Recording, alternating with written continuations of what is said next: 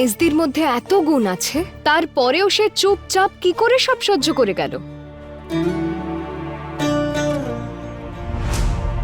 বর্দি এত ভালো গান গাইতে পারে, কিন্তু তারপরেও তাকে এত বছর ধরে চুপচাপ সব সহ্য করতে হলো কেন?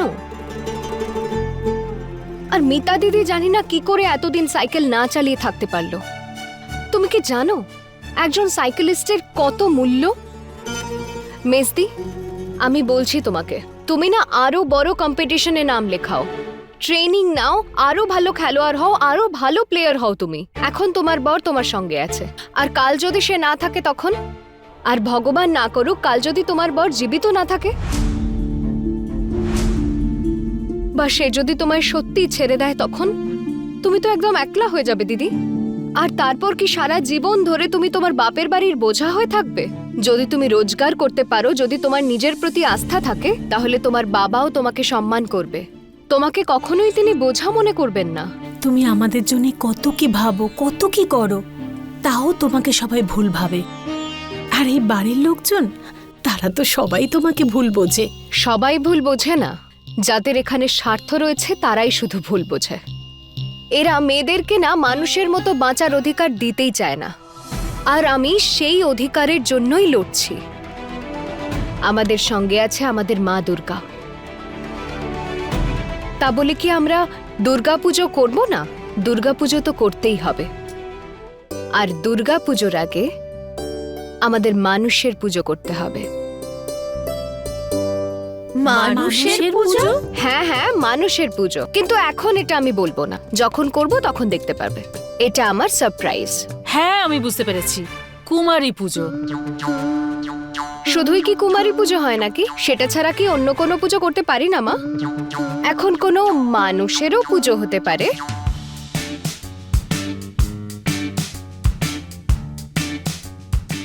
মানেটা কি? মা এসব ছাড়ো না, এখন এসব কথার সময় নেই। এখন সব থেকে দরকারি কথা হলো আমরা মা দুর্গার মূর্তি বানাতে দিতে কোথাও যেতে পারবো না, তার তো কোনো চান্স নেই। তো তুমি যাবে তো? আরে আমরা কি করে যাব? ছেলেটা যাবে বাড়ির, ছোটকে বল। ওকে বলে কোনো লাভ নেই, আর ওকে বলতে গেলে হয়তো খেপেও যাবে, তাই জন্য আমরাই চলে যাব। তোমরা কি করে যাবে মূর্তি আনতে? হ্যাঁ, মেয়েরা যায় নাকি আবার? কেন যেতে পারি না আমরা? এখন যে কালে পুজো আমরা করছি আর বাড়ির কেউ আমাদের সাপোর্ট করছে না, তো আমরাই যাব না? আর যে কালে সব দায়িত্ব আমাদের ওপর রয়েছে, তো মূর্তির দায়িত্ব আমাদেরই। তুমি চলো না আমাদের সাথে মা। দেখো মা, আমরা তোমাকে ছাড়া কোথাও যেতে চাই না। তুমি তো আমাদের নিজের মা দুর্গা। দেখো একে শাশুড়ির নাম ধরে ডাকছে। আরে তোমার কি লজ্জা বলে কোনো জিনিস আছে? এতে আমার কি দোষ? এখন যদি তোমার নাম মা দুর্গার নামে হয়, তাতে আমি কি করব? তুমিও তো আমার মা বলো। যখন কেউ আমায় জিজ্ঞেস করবে তোমার মায়ের নাম কি, তখন আমি কি শুধু আমার একটা মায়ের নাম নেব? নিজের শাশুড়ি মায়ের নাম নেব না? আমি তো নেব। আমি তো আমার মায়ের নামও নেব, আমার শাশুড়ি মায়ের নামও নেব, আর সবার মা মানে মা দুর্গারও নাম নেব। এবার তুমি বলো মা, তুমি যাবে তো? আমি যাব না, নাহলে বাড়িতে আবার ঝড় উঠবে। তুমি যদি না যাও তাহলে কোন ঝড়টা আসবে না বলো তো? এমনিতেও অর্ধেকের বেশি জীবন পার হয়ে গেছে, যেটুকু বাকি আছে সেটা আনন্দের সঙ্গে বাঁচো না। তুমি তো দেখছি একদম ছোটদার মতো কথা বলছো। আরে উনিও তো এরকম বলেন, একটাই জীবন পেয়েছো, একদম আনন্দ করে কাটাও, দ্বিতীয়বার এই সুযোগ পাবে না। তাহলে মা, তোমাকে বলার কি মানে হলো বলো তাহলে? তুমি তো ছোট মামার কথাই শোনো না, মানোই না। ঠিক আছে, তুমি ছোট মামার কথা শোনোনি, কিন্তু আমার কথা তোমায় শুনতেই হবে। হ্যাঁ, আমরা কাল যাচ্ছি আর তুমিও যাবে আমাদের সাথে। কি অদ্ভুত ব্যাপার তাই না? ছেলেরা মা দুর্গাকে পুজো করে, কিন্তু ঘরের দুর্গাকে পুজো করে না। ঘরের দুর্গাকে তো কোনো পাত্তাই দেয় না। যখন সবাই একজন দেবীকেই পুজো করবে, তো আমরা মেয়েরাই গিয়ে মায়ের মূর্তি নিয়ে আসি না আমাদের বাড়িতে? তাতে ভুলটা কি হবে? এবার তো সমস্ত লোকজন বলবে এই বাড়ির বউয়েদের মাথা খারাপ হয়ে গেছে। তাতে কি এসে যায়? কি এমন ক্ষতি হবে জেঠিমা? পৃথিবীতে সবাইকে খুশি করে চলাটা তো সম্ভব নয়, তাই না জেঠিমা? একদম ঠিক বলেছো মিতাদি। তাহলে তো এবার ঠিক হয়ে গেল, আমরা যাচ্ছি আর মাও যাচ্ছে আমাদের সাথে। এই তোমরা না আমার জীবনটা একদম 12টা বাজিয়ে দিলে। নিজেদের তো 12টা বাজিয়েছো, তার সঙ্গে আমারও।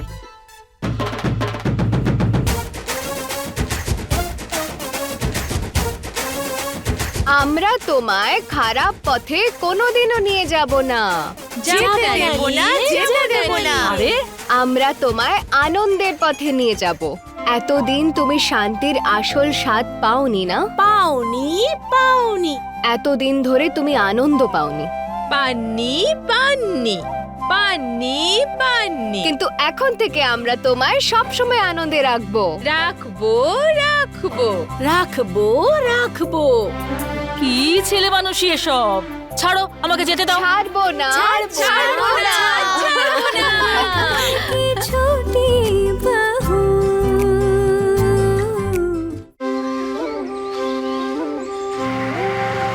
দেখুন দাদা, আমাদের কাছে না অত টাকাও নেই, আর আমাদের জন্য মা দুর্গার ছোট প্রতিমাই যথেষ্ট, ওতেই হবে আমাদের। আপনি আমাদের বাজেটটা দেখুন, মাত্র 20,000 টাকা। দেখুন না, যদি সম্ভব হয় তো এই যে আপনার 25,000 টাকার মূর্তিটা রয়েছে, মানে মা দুর্গার প্রতিমা, এটা খুব সুন্দর।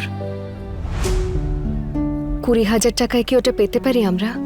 একটা কথা বলবো, আসলে এই পুজোটা না আমরা সব বাড়ির বউরা মিলে করছি, বাড়ির কোনো ছেলের সাহায্য নিইনি। প্লিজ দেখুন না, যদি এই বাজেটে হয়ে যায় তো।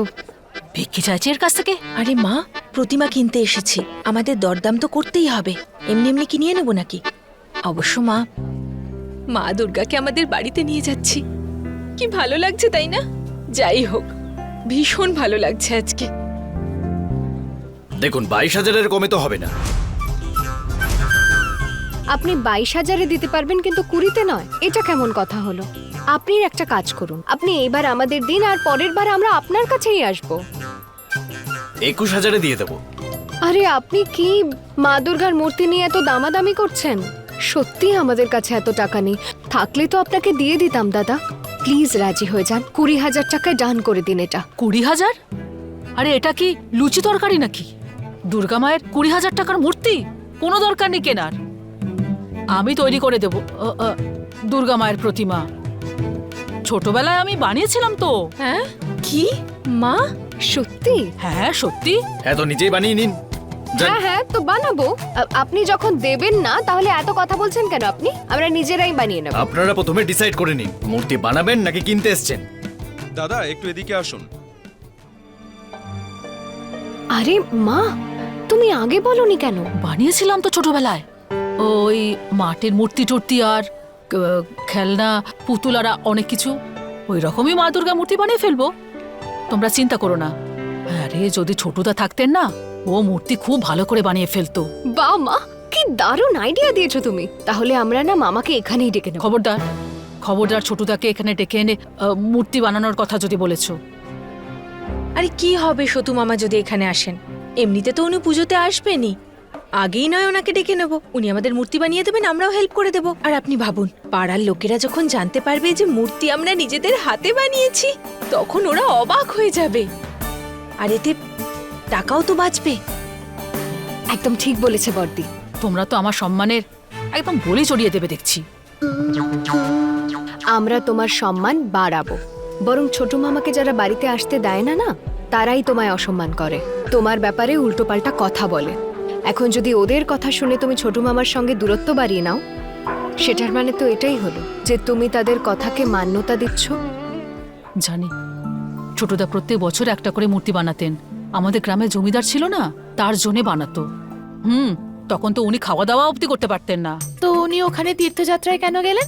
আরে মূর্তিটা তৈরি করে মূর্তিটা শুকোনোর জন্য রেখে গেছিলেন, ফিরে এসে যাতে রঙের কাজটা করতে পারেন। তার মানে তো এটাই হলো যে ওনার কাছে বেশি কাজ নেই, তাহলে উনি আমাদের এখানেও চলে আসবেন মা দুর্গার মূর্তি বানাতে। আরে এত সহজ নাকি মূর্তি তৈরি করা? শুধু কি দুর্গা ঠাকুরই থাকে? তার পরিবারও তো থাকে।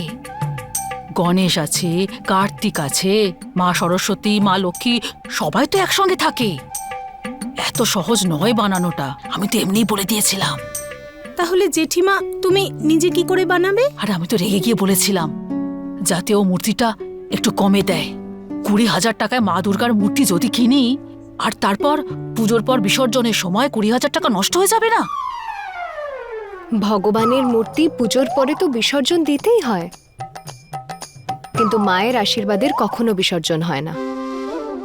আর যখন আমরা এখানে এসেই গেছি, তাহলে আমরা 20,000-এ মা দুর্গার এই প্রতিমা নিয়েই যাব। তুমি দাঁড়াও, আমি কথা বলছি। ও দাদা,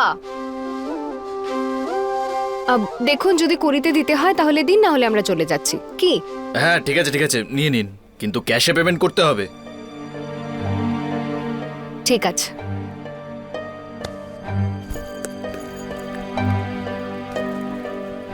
এই নিন 20,000। আমি তাহলে মূর্তিটা রেডি করে দিচ্ছি। আচ্ছা, এই প্রতিমাকে সাবধানে গাড়িতে তুলে দেবেন। হ্যাঁ করে দেবো। আপনারা গাড়ি নিয়ে এসছেন তো? হ্যাঁ, নিয়ে যাওয়ার ব্যবস্থা আমরা করেছি। 5 মিনিট দিন, আমরা এক্ষুনি করে দিচ্ছি। তপন চলো। মা, হয়ে গেছে। আরে তুমি এত চিন্তা করছো কেন মা?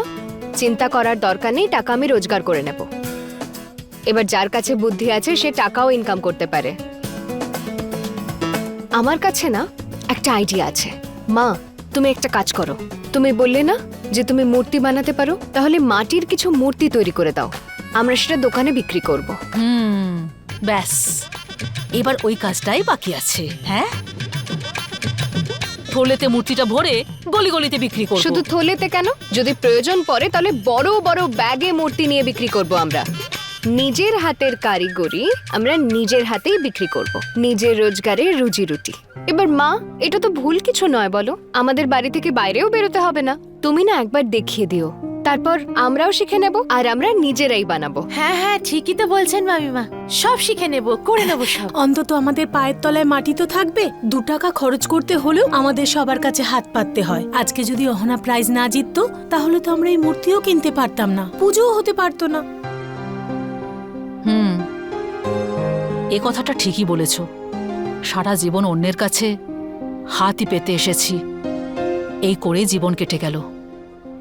ঠিক আছে, মূর্তি তৈরি করার ব্যাপারে কোনোদিন ভাবিনি, এবার করে ফেলবো। হ্যাঁ, আমি তো সেটাই বলছি মা, যে আমি না দোকান দেখে রাখবো, তারপর আমরা ঘুরতে ঘুরতে দোকানদারদের সেগুলো বেচবো। আপাতত আমরা এই প্রতিমাটা নিয়ে যাই। এখানে যখন এসেছো খালি হাতে তো ফিরবে না। তোমাকে কি আমি চিনি না ভেবেছ? যদি টাকা করার ইচ্ছে থাকে তাহলে করে নাও। আরে ওহো মামিমা, একটা কথা বলুন, আপনি মা দুর্গার নামে টাকা খরচা করলে তাকে কি খরচা করা বলে? হ্যাঁ, বলে না না? দেখবেন এইবার সবকিছু আমাদের জীবনে ভালো হবে, সবার জন্য। আমরা না মা দুর্গার সামনে এসেছি তো, তাই আমার মাথায় বুদ্ধি এসে গেছে সবার। একদম ঠিক বলেছো মেজদি, আমার মাথায় তো এইসব কিছু আসেইনি। সে তো আমি এখানে আসার পর স্বয়ং মা দুর্গার থেকেই পেয়েছি। ভুল করে মুখ থেকে বেরিয়ে গেছে কথাটা। তাহলে তুই নিজেকে মা দুর্গার থেকেও বেশি মনে করিস?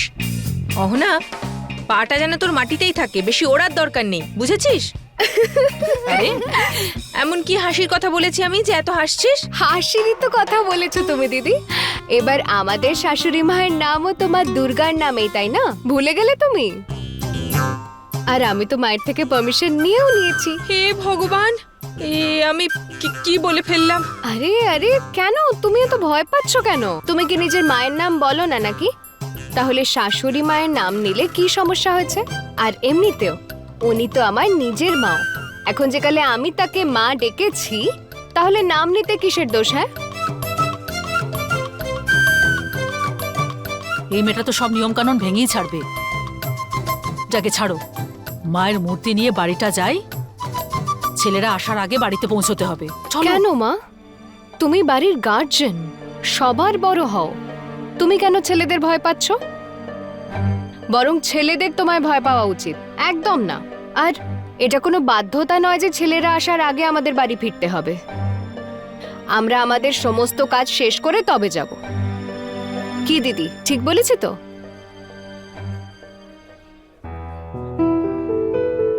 আসুন, আপনাদের মূর্তিটা গাড়িতে তুলে দিই। Thank you. আবার দেখা হবে। হ্যাঁ,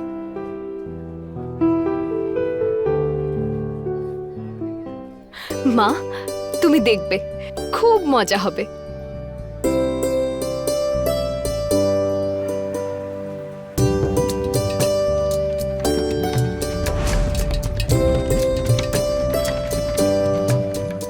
মা, কি আনন্দ হচ্ছে কি বলবো।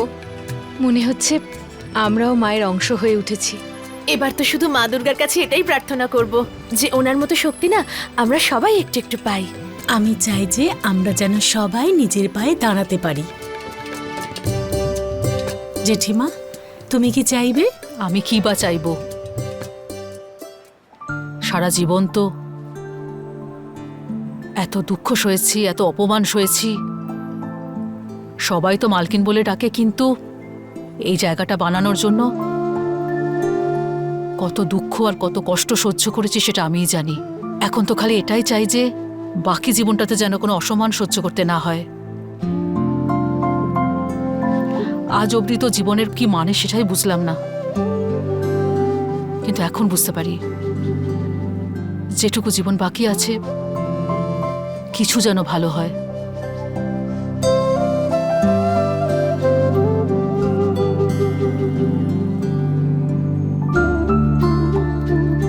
চলো মা, আমাদের জীবনের আসল মানে আমাদেরই খুঁজতে হবে, অন্য কেউ খুঁজে দেবে না।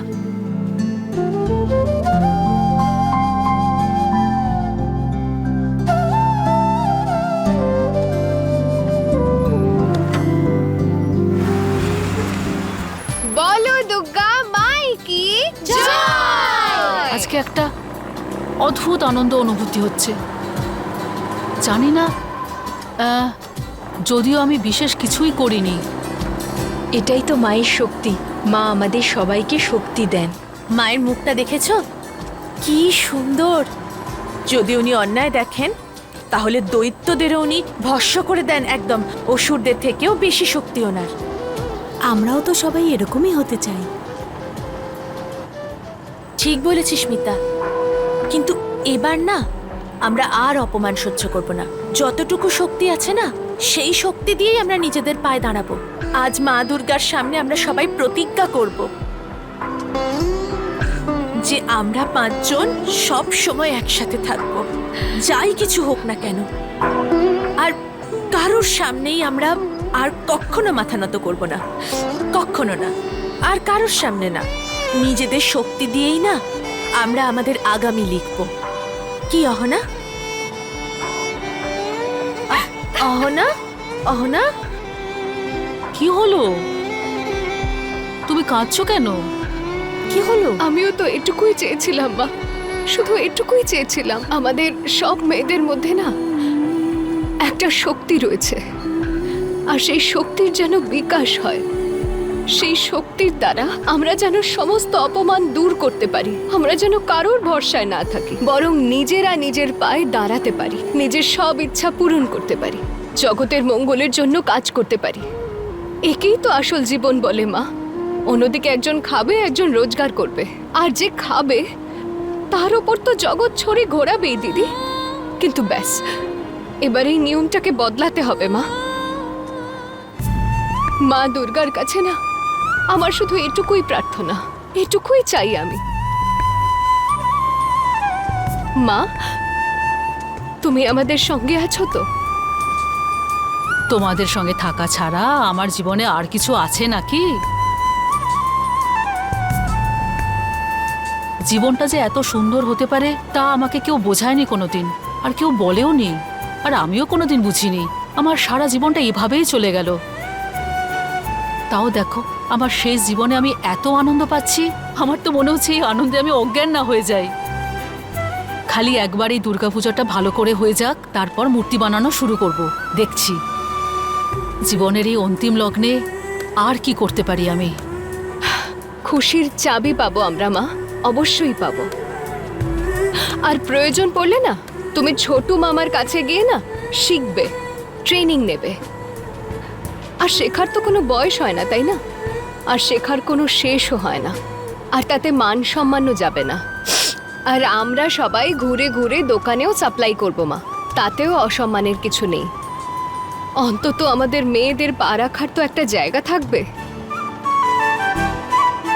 সাহস থাকবে নিজের ভরসায় জীবন কাটানোর, নিজের খাবার নিজে জোগানোর। আর এই সাহস যথেষ্ট মা, এটা আমাদের সফলতার ইন্ধন। পাড়ায় যখন পুজো হতো না তখন আমরাই যেতাম প্রতিমা আনতে। তাতে কি হয়ে গেছে যে এবার বাড়ির বউরা খুশি খুশি প্রতিমা নিয়ে এসছে, আর তার উপরে বাচ্চারাও তো গেছিল সাথে। খুব সাহস বেড়ে গেছে দেখছি তোর। হ্যাঁ,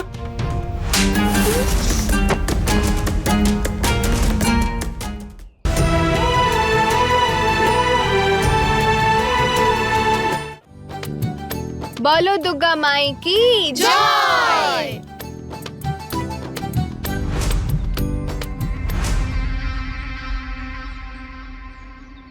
এখন বাড়ি তো আর বাড়ি রইল না, বৌদি তো বাড়িটাকে পুরোপুরি বাজার বানিয়ে ফেলেছেন। বড় মামি, তুমি আমাদের পরিবার ভেঙেছো।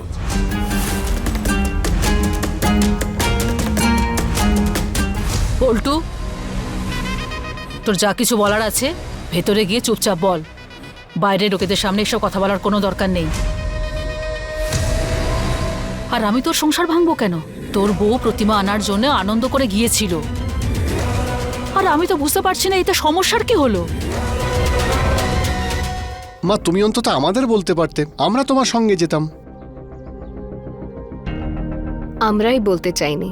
আমরা মেয়েরা মিলে মা দুর্গার পুজো করছি, আর তোমরাও তো ভগবানের নারী রূপেরই পুজো করছো।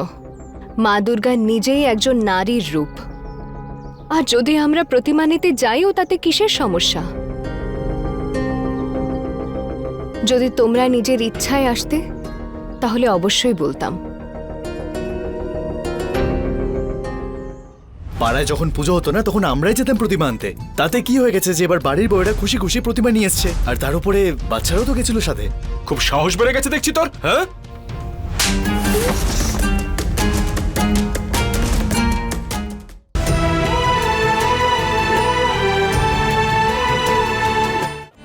ক্ষমা করে দিও দাদা ভাই, তোমার সঙ্গে এভাবে কথা বলছি, কিন্তু তুমি এই কথাটা বললে বলে আমায় বলতে হলো। আর এমনিতেও আমরা গিয়ে এমন কি মহাভারত অশুদ্ধ করেছি। আরে আমি সেটা বলতে চাই। আরে এমন কিচ্ছু নয়, আমরা তো ছোটবেলা থেকেই যাই প্রতিমা আনতে। ওই পাড়ায় যখন পুজো হতো না তখন ছোটবেলায় আমরাও প্রতিমা আনতে যেতাম।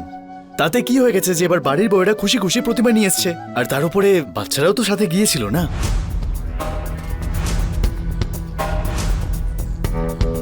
খুব সাহস বেড়ে গেছে দেখছি তোর, হ্যাঁ?